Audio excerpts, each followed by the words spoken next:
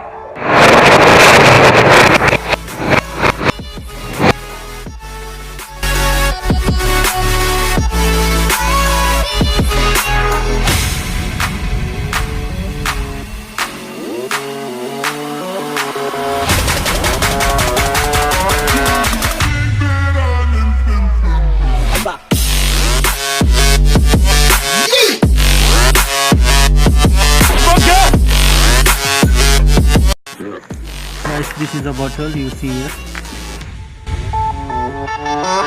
Yeah.